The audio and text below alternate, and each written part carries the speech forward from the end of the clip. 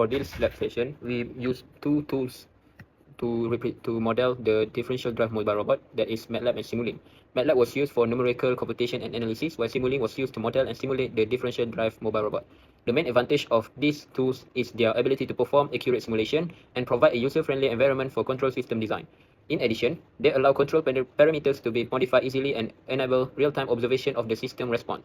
However, the software requires license, sufficient computing resources, and the simulation result may not represent the behavior of real-world robot due to the modeling assumptions and environmental uncertainty.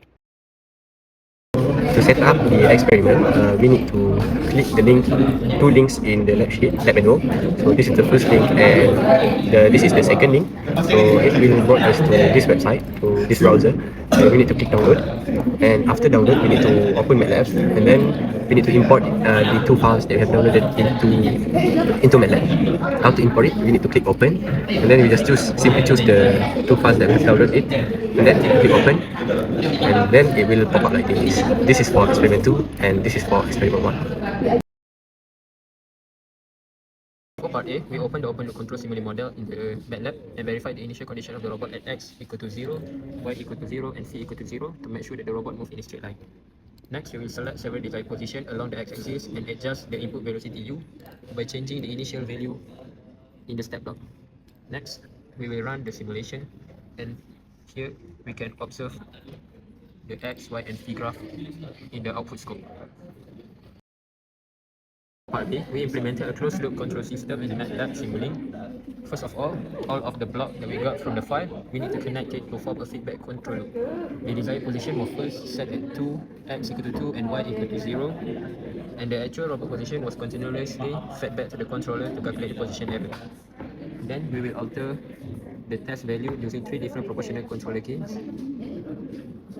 U equal to 0.5, W 0.5, and so on into 1 and 12. As for part C, we investigate the effect of the steady state error in a closed loop control system. We use the same desired position as in part D, which is to 0, and initially ran the simulation using the default controller parameters. The output graph showed the small steady state error remained after the robot reached the target position. To improve the performance, we tuned the PID control, adjusted the proportional, integrate, and derivative gain, as in table 3, which is 100, 100. 100. Okay. The integral gain was introduced to eliminate the steady state error, while derivative gain was used to reduce overshoot. Several tuning trials were performed by the PID until the satisfactory response was achieved. For the first parameter of open loop control, we want the robot to move 2 meters on the x-axis and 0 meter on the y-axis. So firstly, the step time we put 5, and initial value u we put 0.4. So for the output, it can be seen that the robot moved forward and reached approximately x equal to 2 meter after 5 seconds. 1, 2, 3, 4, 5 seconds. The response was linear and stable. The y position and orientation phi remain constant at 0, showing that it is moving in a straight line motion. For the second parameter, we want the robot to move 5 meter on the x-axis and 0 meter on the y-axis.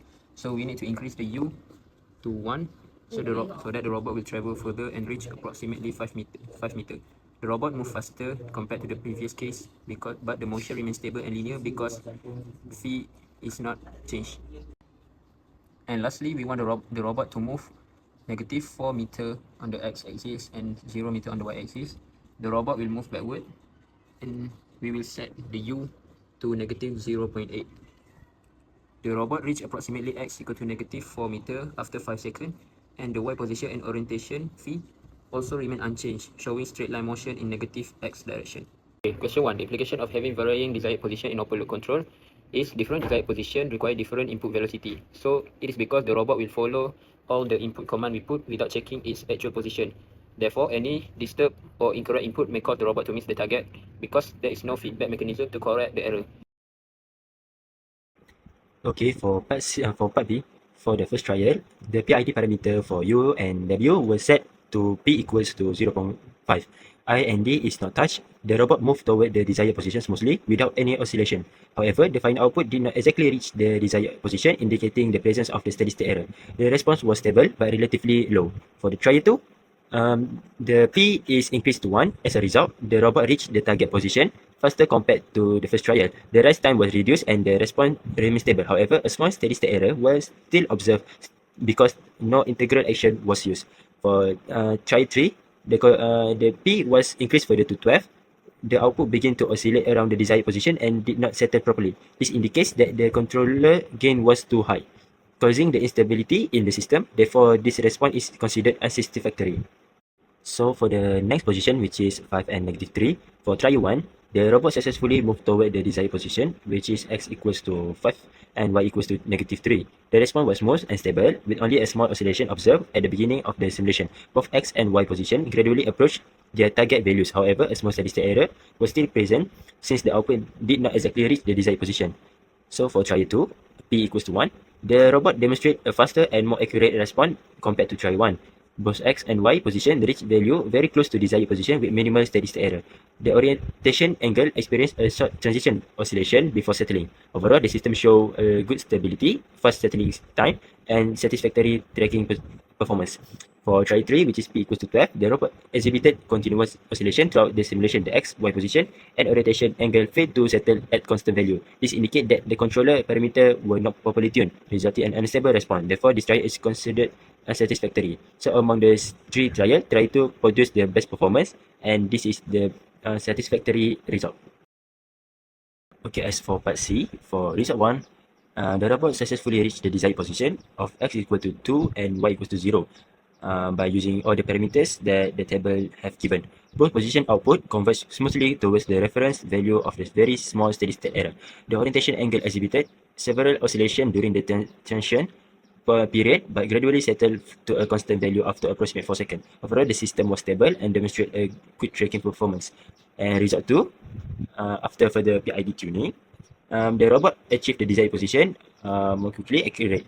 The position x reached approximate 5 meters and y converged to approximate -3 meters with a very small steady state error.